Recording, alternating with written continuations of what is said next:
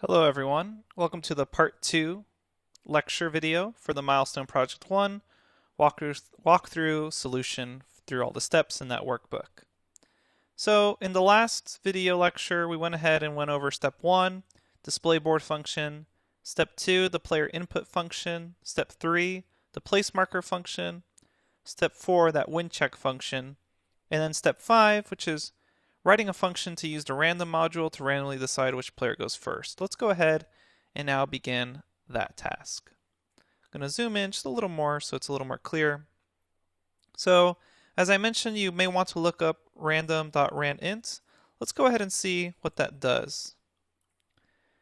If I wanted to find out more about this function, I could just do Shift Tab with my cursor inside the parentheses, and then I get the document string, also known as a doc string, and it says return a random integer in range a, b, including both endpoints.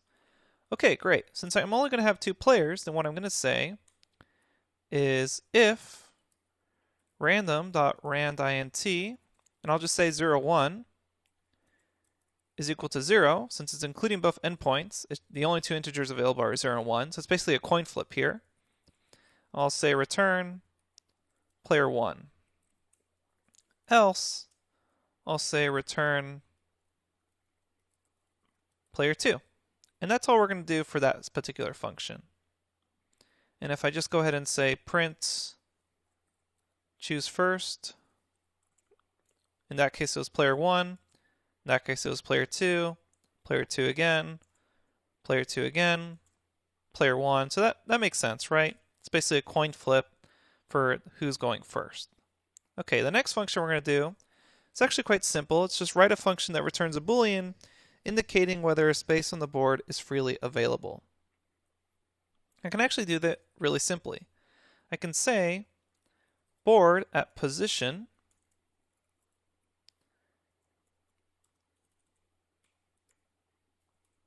double equal sign check if it's a string and then just return this. So this will return a Boolean saying, okay, is the board at that position, that index, so that number between 1 and 9, is that element equal to a space? Just return true or false. So it'll return true if it is equal to a space, false if it's not.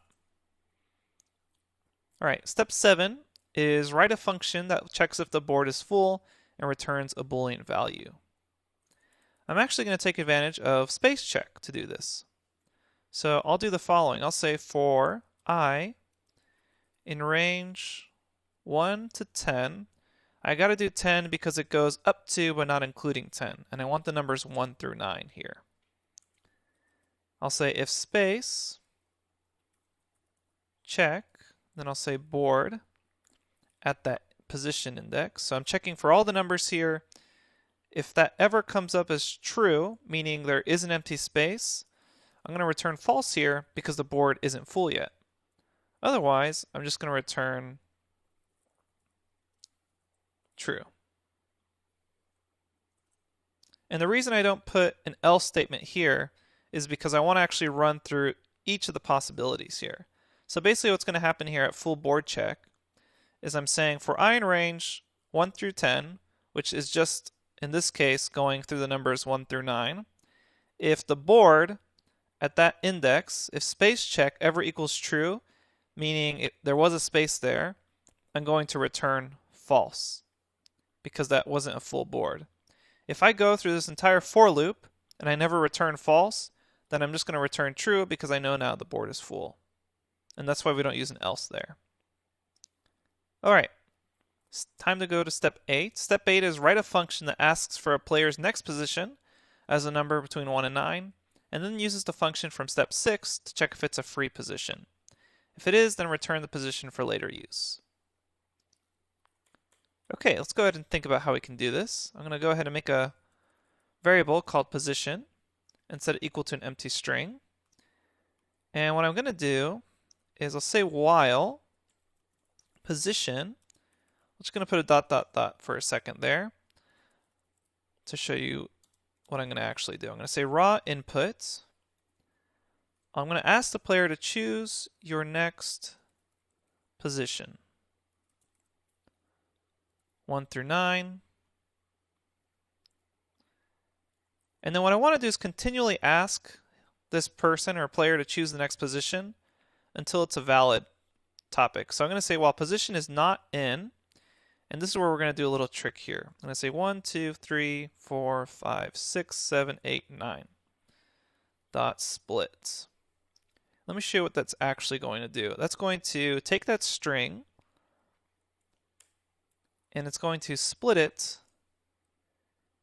into a list. So what split does, it's just a method on that string and it automatically splits on empty spaces, in this case, in between the numbers, and then returns a list. Okay, so we have that. So that's going to check if the raw input is actually there, or one of these string numbers. And then I'm going to say or not space check. And in this case, what I'm going to do is I want to make sure the number isn't already taken. So I'll say space check, board, and then cast that string into an integer by using int. And let's go ahead and put a colon there. So what I'm doing is, let's just read this along. I'm saying while position not in this list, meaning the player hasn't actually put the right number in it. Maybe they put in a different number or they put in the wrong string. They just said hello when you asked them, choose your next position, etc. Or we'll do a space check on that position casted as an integer, meaning the space is taken. I'm going to say, please choose your next position. Basically, I'm going to keep asking this person for the next position over and over again until they give me a value that makes sense. And then once they do, I'm just going to return that value position as an integer so I can use it later on. Okay. Step 9 is to write a function that asks the player if they want to play again and returns a Boolean true if they do want to play again. So I'm just going to say return, because I'm using Python 2, I'll use raw input. Python 3 users should use just input. I'll say, do you want to play again? Question mark. Enter yes or no. And you could have a couple of if statements here, checking if string is equal to yes, or while string equals no, etc. In this case, I'm just going to kind of do a little trick here. I'll say dot lower, and I'll say dot starts with y. And that's basically what it's going to do is I'm going to go ahead and run that and then show you something. So let's say I have a string here that's just hello.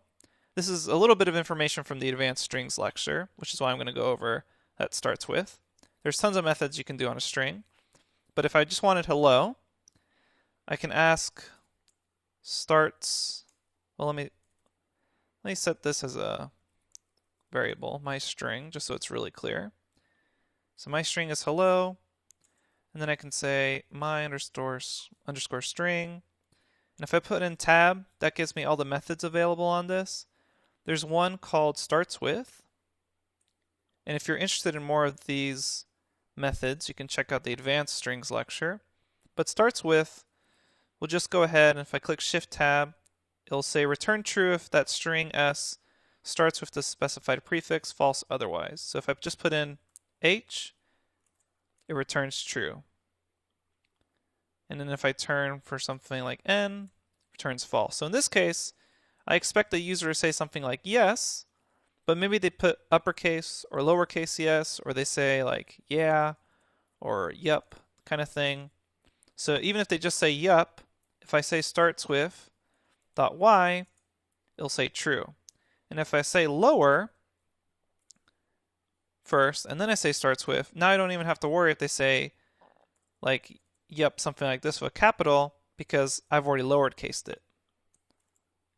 And I could do the same thing if I just said something like upper and then only checked for uppercase wise.